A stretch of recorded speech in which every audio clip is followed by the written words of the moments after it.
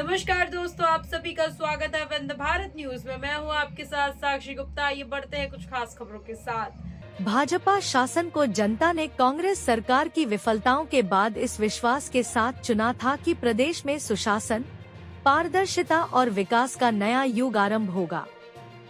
लेकिन आज की जमीनी हकीकत कुछ और ही बयां कर रही है। रीवा जिले की स्थिति दिन ब दिन बिगड़ती जा रही है।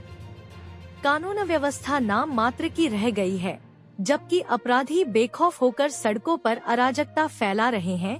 जिस तरह पूर्व बिहार के कुछ हिस्सों में अपराधियों का सामाजिक तंत्र पर नियंत्रण देखने को मिलता था, उसी तरह रीवा में भी अब प्रभावशाली और बाहुबली तत्व सरेआम कानून की धज्जियां उड़ा रहे हैं। अपराधियों की यह हिम्मत तब और बढ़ जाती है जब प्रशासन या तो मूक दर्शक बना रहता है या फिर महज औपचारिक कार्यवाही कर अपनी जिम्मेदारियों से मुक्ति पा लेता है।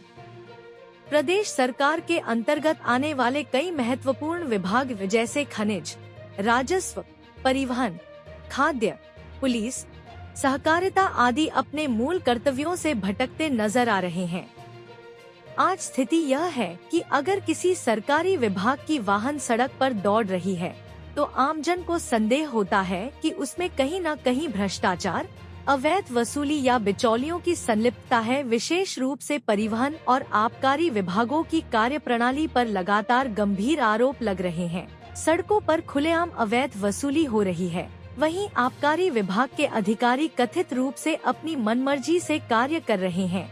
एक अन्य चिंताजनक पहलू यह भी है कि कुछ सामाजिक कार्यकर्ता, आरटीआई एक्टिविस्ट और कुछ पत्रकार अब अपने प्रभाव का इस्तेमाल करके कार्यवाही करवाने, धमकी देने या निजी स्वार्थ साधने की ओर बढ़ते दिख रहे हैं। प्रश्न यह उठता है कि जब लोकतंत्र के चौथे स्तंभ से जुड़े लोग ही कानून अपने हाथ में लेने लगे, तो प्रशासन की भूमिका का क्या औचित्य रह जाता है?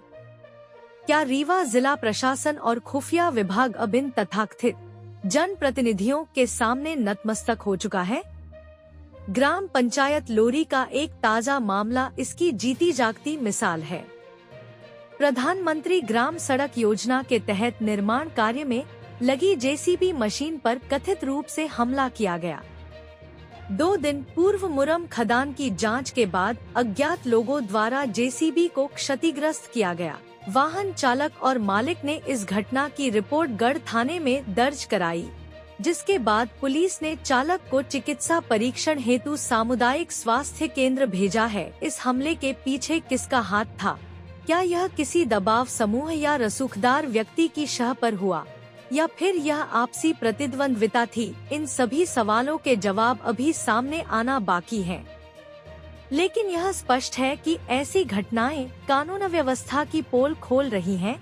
जनता अब अपने को ठगा हुआ महसूस कर रही है।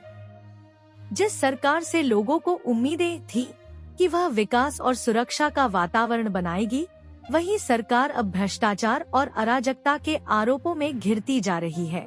यदि समय रहते कठोर कदम नहीं उठाए गए तो प्रशासनिक ढांचा पूरी तरह चरमरा सकता है। प्रदेश सरकार और विशेष रूप से रीवा जिले के प्रशासन को चाहिए कि वह अपने सभी विभागों की कार्यप्रणाली की गहन समीक्षा करे, दोषियों के खिलाफ सख्त कार्यवाही करे और जनता को यह भरोसा दिलाए कि कानून का शासन अब भी जीवित है।